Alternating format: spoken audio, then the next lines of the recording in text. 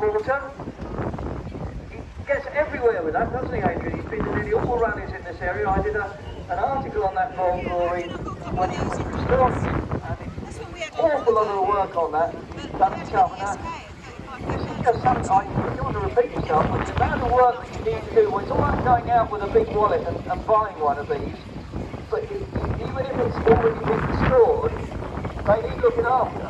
And my son will be standing next to me, will agree with me on that, because right now his engine's not here, because it's having an awful lot of work done on the firebox, which means all the back wheels and everything's got to come off. So it's not a cheap job. And Austin's done a lot of work on that himself. But it's a lovely example of a barrel with Mr. Proctor. One of the oldest ones on the rally site. I think that dates about 1890. 1891, possibly the oldest one on the site. Now, we've got...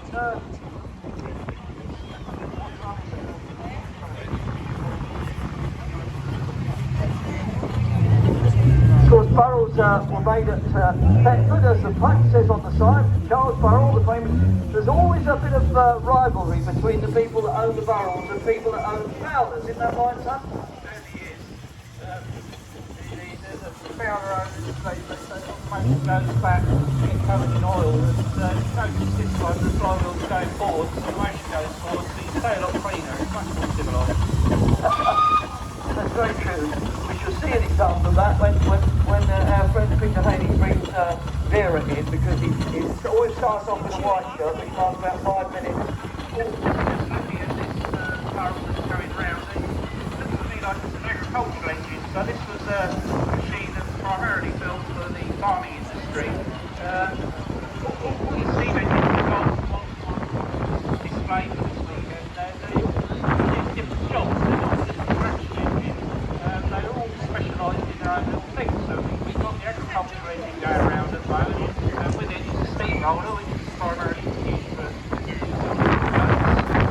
we've got some margin, which is used for heavy haulage. And then we've got smaller versions of heavy haulage engines called steam tractors, and they're not the same sense of an agricultural tractor. They were like haulage engines. One man could drive them, and they're much more economical. So lots of different engines to say when they make their way into the ring. Yeah, just talking about barrels of fowlers, the next one coming along in front of us now is indeed a fowler, built at the famous steam plough works in Leeds. Maybe we'll have a ploughing engine which will in later, and my son just said they're all different jobs. Now this one was a multitasker. In other words, it did more than one job. Adrian's quite right. They're all quite different. Now, this one's got what we normally think were belly tanks, those big tanks underneath the boiler. But in actual fact, a steamroller, yes, but it did all the jobs that you could do. On the back there, you'll see a big wheel when it comes round to you on the side, and that was a thing called a scarifier. A man would walk alongside that and drop the metal ties into the road to rip the old road surface up. We've got big road planing machines nowadays, but that's how it used to be done. And then along behind it would come a couple of blokes with a wheelbarrow to get the old tarmac up. Now those big tanks underneath aren't water tanks, they're tar tanks, because it was fitted with a tar sprayer as well. So not only would you rip up the road, but you then spray the tar and then do the road blowing. So it was an all-round vehicle. Spenbrook Urban District Council in Yorkshire had that, and they kept it. It was one of the longest working steamrollers in the country. The engine is now owned by Bruce from Brook, who is installed in Upper Palace Town. It's on the road sign. Bruce is the council, so it's one of the more local ones on the road. We've got the big streets coming around.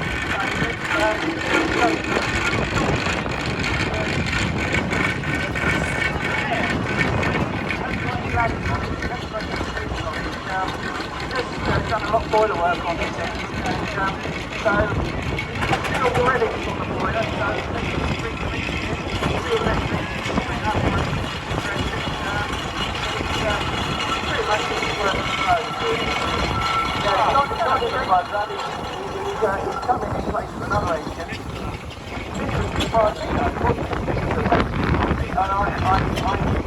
Martino was at British Engineering when I was there. I think he won't know it, but I did. It was one of the nicest man on deck.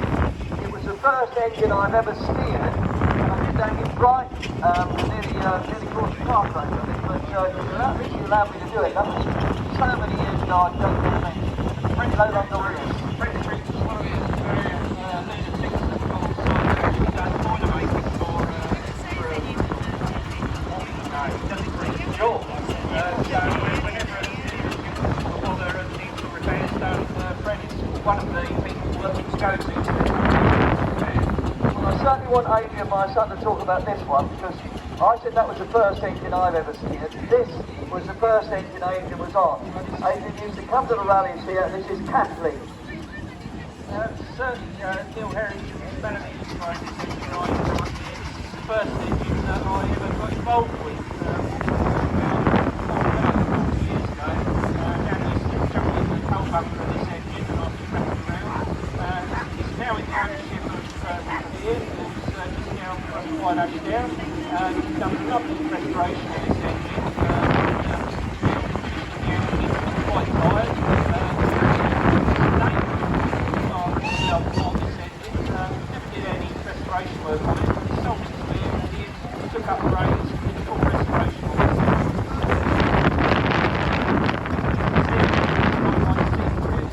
Really did. Poor old Adrian, I didn't go to football, came up here with his dad to the rally, and as I say, I know that Neil and Melanie used to look after him with that engine. And here we have total contrast. That's a little 6-ton one, it's a Stevens Advance. And now we've got a 20-tonner, very frequently going nightmare. Boy and Wood have this, and it is their nightmare. They've run this everywhere, all around the country on road runs. But during that time, they had a few things on rubbish. And of course, that's what I say. When something happens, it started to kick off. Last thing they had a broken axle, which was about 50 embarrassing, but you can't just do it like running down the local garage. It came from Australia. He's got that huge bunker on the back. The reason is that it wasn't a Canberra coal, it's first coal day. In Australia, you can't just pick up coal from a local coal bunker. It's not out the outback, no, you have to use wood.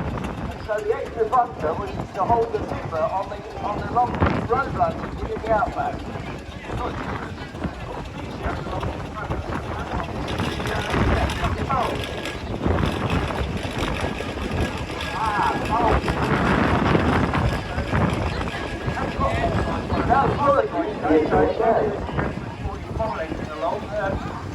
It's just the same as the full size things, only half size. Work goes into these models, and just as much preparation work Yes, in the margin. Margin engine built painfully and a very powerful engine. It's only a single cylinder. It's been most of when I said the mining was in Australia, this one was working in Tasmania. It's owned by the Manseys, Will Mansey and his dad, although I'm not sure he's on the footplate at the moment, but this was the chap they've been organising the high wheels rally recently, and that's a new rally in the area and well worth going to see. But it's so powerful. I'm sitting there pulling 2 traction trailers full of bricks and hardcore, that sort of thing. But it's only a single cylinder, and it's when you go uphill with those trailers, it's really working hard. And as Adrian said, again, it's a general agricultural tractor really. Use them like a tractor on the field, they were used on the farm, linked up to either a sorbet or a threshing plant. I've got 3 in a row, which is quite nice. These I've already spin tractors. They're all of different manufacturers. The first one is Wallace and Stevens. It's an oil bath. They call it an oil bath because all the motion runs in an oil bath. It effectively runs in an oil tank, which means you don't have to wind everything up before you set off. The next engine is made with a 4-piston valve 5-ton tractor. This doesn't run in an oil bath, but it's very popular with councils. They introduce a lot of these as convertible engines, so you convert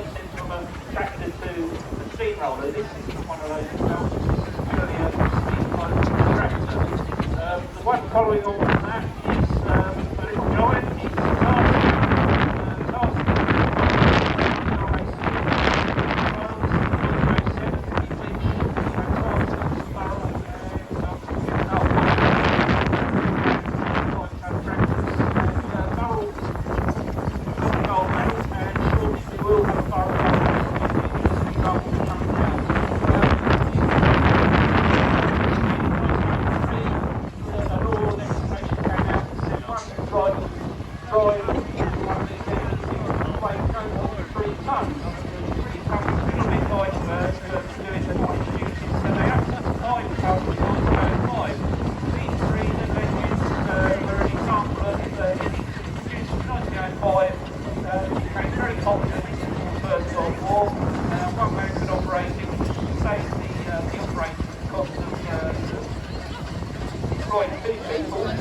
It's very efficient with coal and water, and very good at haulage, and very popular now. It's transport very, very well. Yeah, in fact, yes, what engine off the day? 15 mile an hour. It's a good going for a steam engine. But bear in mind that the roads, you think the roads about now would say, but in those days, a lot of them were just basic dirt tracks.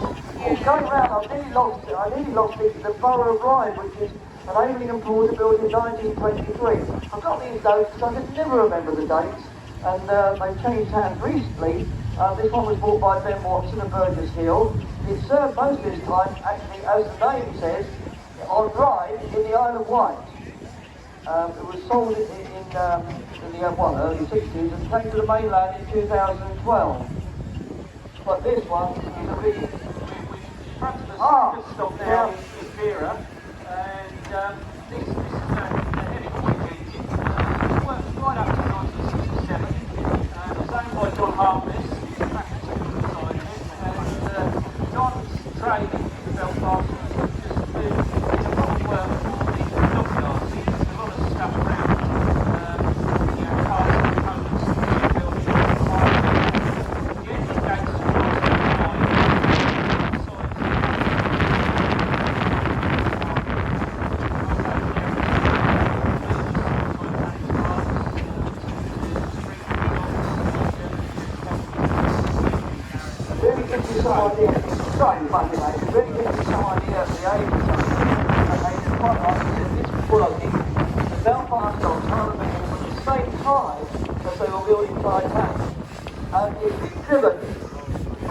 Bethany is being steered by one of Taylor Swift's biggest fans, Bethany Bow.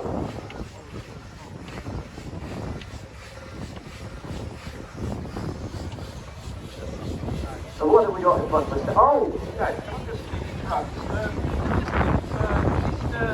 Aldridge is about the something to be handed in that might be interesting to the repatriates with. Right. Mr. Aldridge, come to the commentary point, please.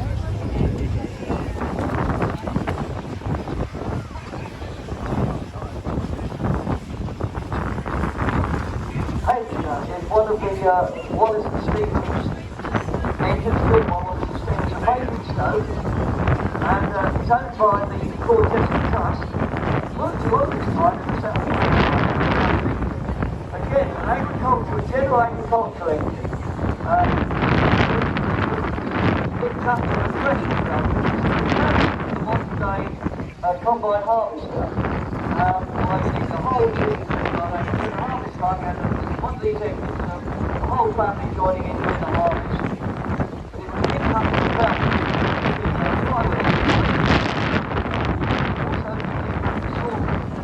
Also, the target documents of the board process, you had to make the bill to so general good government. It's got these lovely pieces now, it's quite good.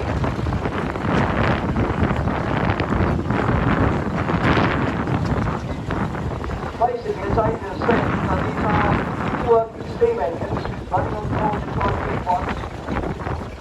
A lot of these have been scratch built or built from kit component parts, but you don't get a kit like an air engine.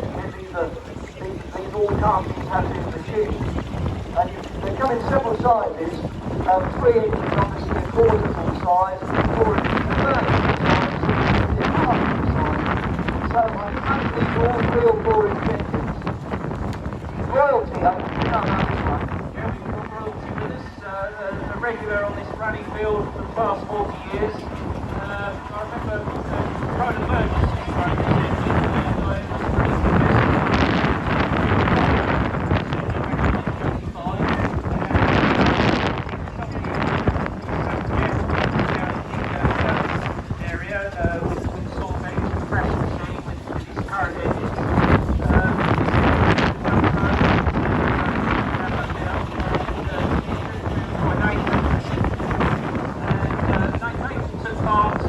road run from John Road to Land's End with Mike Fuller on an Hellingly roller, so it's good hands today. Well, it's been reunited with his mobile phone, so that's good. That's a good thing for the day. Now we've got Jupiter, a Sentinel. Now notice this one, completely different. This is a steam wagon. It's a steam lorry. It has a vertical boiler. Well, just very quickly, all these others are horizontal boilers, just like steam railway engines. Okay, the boilers are horizontal. The boiler in this one is vertical, up in the front here. So when you're in that cab with the pressure over 240 pounds per square inch, you're sitting next to an explosive situation, but no, it doesn't obviously, but you're right next to the boiler there. These were built right up to the 30s when the government in there, they do things like this, they just tax the steam lorries off the road, which is a shame because at the time they were more efficient than the diesel lorries by far. You see it's got what looks quite modern pneumatic tyres, but that's right for its age. The steam lorry without do any diesel lorry at its time. But the government at the time, unlike they want to get rid of diesel lorries, at the time they wanted to get rid of steam lorries. It's a shame. But this one has got 2 steam engines. The one in the front that is drives the lorry along, if you like, and the one on the back, which is working on the foot. And you see that big metal contraption at the back, as we call those sprags or spade lugs. You can lower those into the ground and winch timber, big tree trunks out of the forest. There was a situation at Peter's Park where we had to take down a very old and decrepit oak tree, which was rather dangerous. Never like taking trees down, but we had to do that. And this was able to winch the several tons of tree trunk.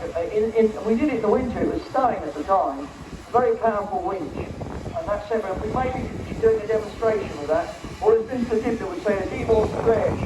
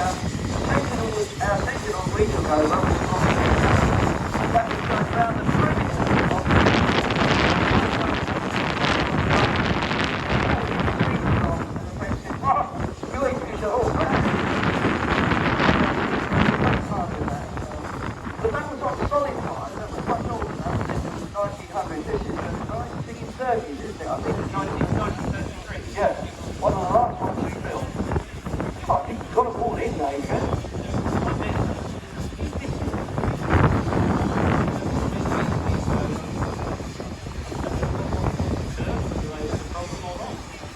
Yeah, I've got a list here. I've got a little list that they sent. Yes, we do. Mr. Ben Floyd, Mr. Kyle. Yes. We will name and shame. We know where you are. We know where you live. What I'm going to do is, if I can,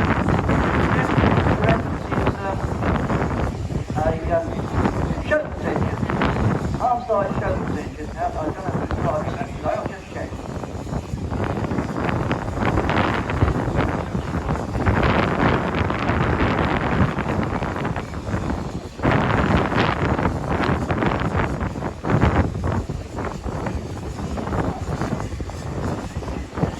Right, we haven't got a full-size Sheldon's engine, but we have got a half-size. And it says on the side there, it's owned by Mr. Evans, he's built it. And he's had it for a very long time, and I years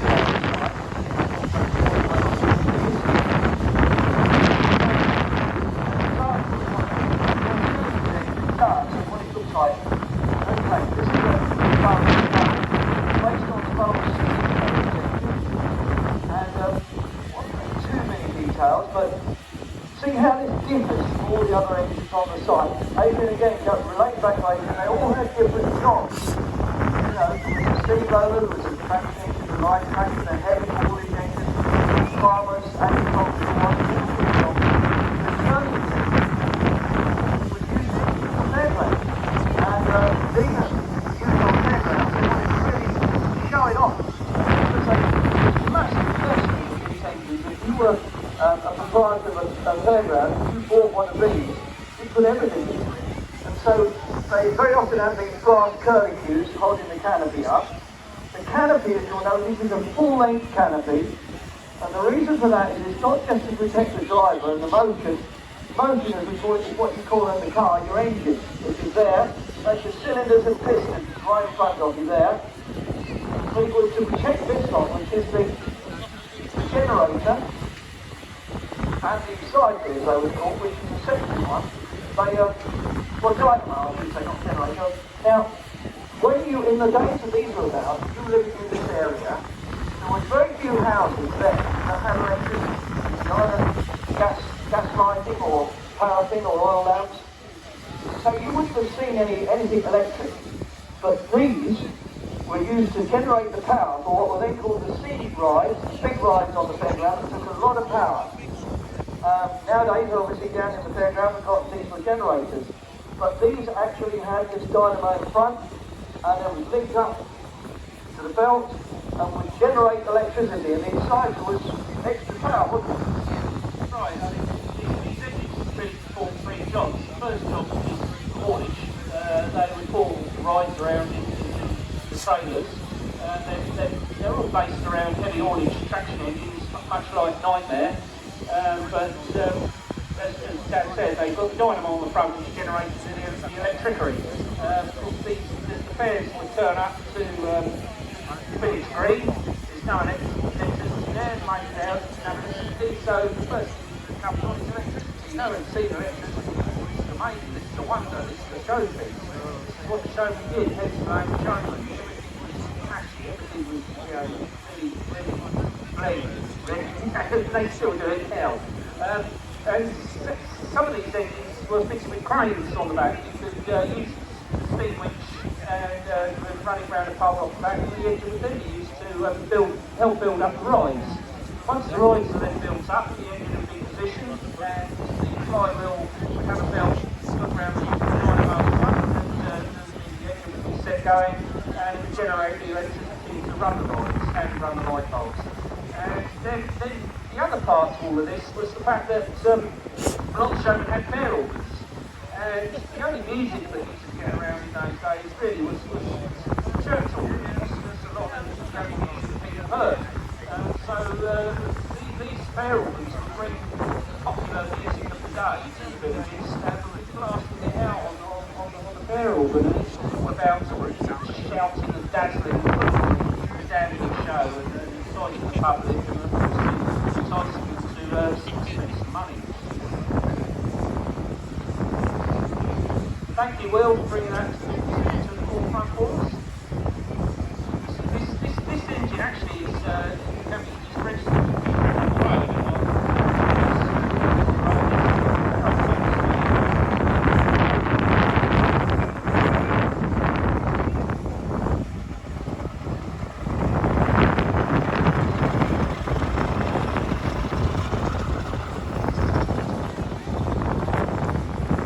just checking the timing to make sure we've got plenty of time. The next thing we're going to be doing is something called steering engine. My friends can walk forward down we're going to have, ladies and gentlemen, when steering engine literally means that. You can come in, we've always got something done again. We're going to take out the engines that are not taking part in that. So there's plenty of room in the rig. And I think probably some engines from the Georgia Trust. I've got Peter hanging in his brand new shirt. You can get these from Primark. They're free. They feature the free oil stain look. Free they're very customised and they cost a lot of money. Yeah. Well, it costs you the price of a traction engine to start with. That's before you've rebuilt it. And he's a trustee of the Georgia Trust. He's famous running. He's been going for over 50 years in aid of cancer research. Every June, that's the plug. Well, we've got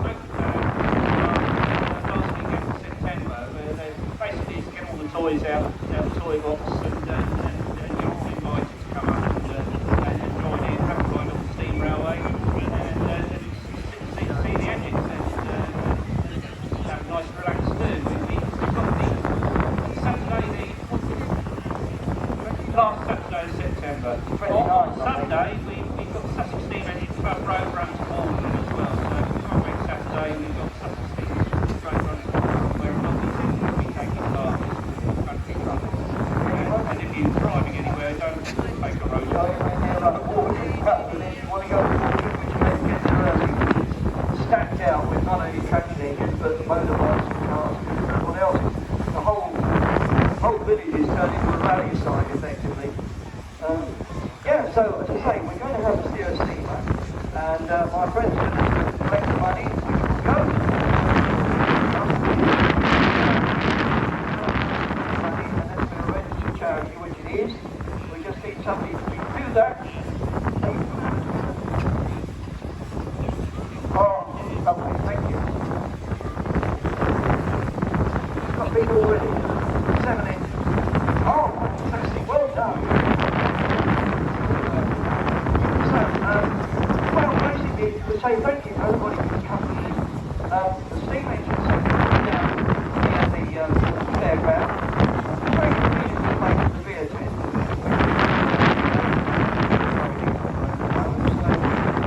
Well up beer at the end. Yeah, thanks for coming. So we're going to ask points that are taking place to go out of the arena. And at this particular time now, 2:45, is the next session for the Punch and Judy show, which is happening at the bottom of the fairground. Towards the children. You've got two choices. You can bring them in the ring and put them on the steam engine, or you can take them to see Punch and Judy. It's all something to do. But if you want to take part in the steering engine, come and queue up at the back, just along the back there. Where that track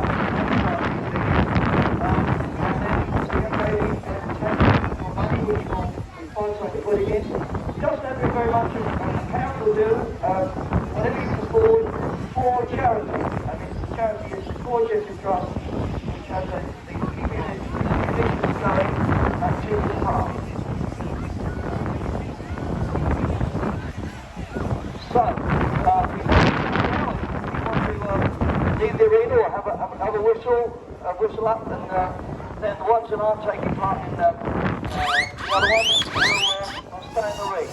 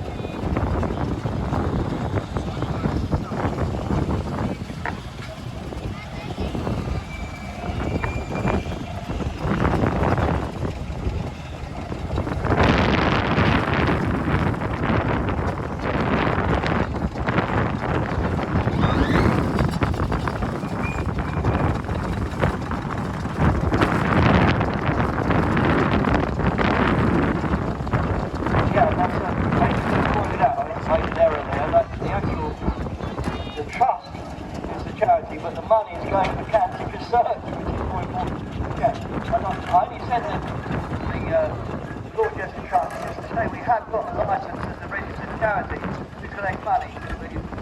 It's just to make the point that the money is actually going to the cancer research.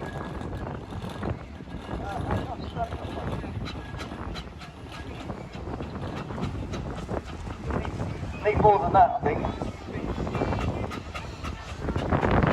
Yeah, we're ready for one, yeah, we are indeed. Need the fun.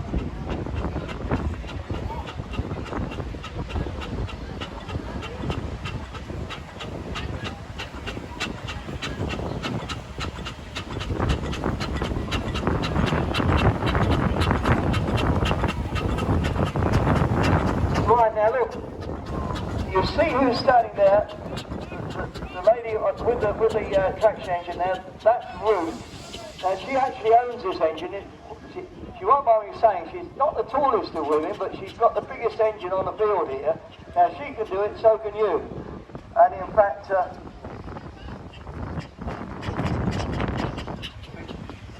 okay, that's the first one then. On the other hand, completely opposite end of the scale, we've got this wonderful Wallace engine. Amazing guy is in here. We can see him earlier on. He's coming with this lovely engine, which is called Gunner. Waker's Wallace and Stevens racing standard. So we're talking about the light tractors, your under 5 tons, which this was. Again, this has got what we call belly tanks here, or saddle tanks either side. So it could do road work for longer distances without having to pick up. You didn't have so many fire hydrants in those days. What you did used to do, pick the water up from what was gone now, which is village ponds and streams. And we had a much better system in the old days, village ponds and streams, so we didn't get the flooding. But of course, without a word of a lie, they've all been built over. Tarmacked over the village, over the streams along the roads, all been tarmacked over. Village ponds filled in with expensive houses on the site. So now we have to get permission from the water company to use the water from the hydrants. But if you're on a long road run like that, you've got belly tanks to give you extra mileage. So's this one. John, Peter, would you mind very much having a quick word about Jolly? It's your engine. Yeah, this is a Tasker engine, quite rare because it's chain drive rather than geared drive. Prudent wagons and so on had a similar thing, but not many traction engines. The big advantage is that in this day where every road is full of potholes, it has proper suspension. Unlike every other engine where the suspension is limited because the gears are coming in and out of mesh all the time. I don't think it ever caught on because it resulted in a lot of extra weight and probably a lot of extra cost, but it's a very nippy little engine. It will get along the road at about 15 miles an hour. Not many were made. Taskers were in Andover in Hampshire, and it's, if you want to get somewhere, it's the traction engine. He said it didn't catch up the week. He gave you the reasons for that, but it's a very good system. And the other engines haven't got any sort, very little suspension, if at all.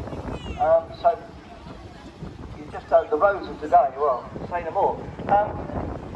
Behind this one is another engine belonging to Peter, which is we talked about it earlier. It's called Vera, and worked all its life. It was the longest it worked. 2013 was it? Was it the age of this? It was built in 1909, and it went to Belfast, so it would have been in the Belfast docks when the Titanic was launched, and unfortunately it lasted a bit longer than the Titanic. But it's all the pictures you see of heavy haulage in Belfast, and Vera, looking very much like she is presented today, would have been doing the heavy haulage. It's only a 2-speed engine, not designed to do cross-country work. But yeah, I've had this since 1990, cost a fortune, not been the most reliable of things, but it's a lovable engine, and I've still got it. Right, and as I say, we've got Bethany Bone doing the steering. Now Bethany just got up from secondary school, she won't mind me saying that, and She's a real big fan of Taylor Swift, but Taylor couldn't be here today, so we got Bethany to do it instead.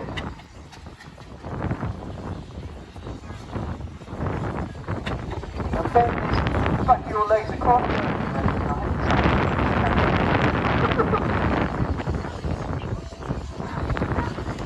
More washing for Mum, yeah.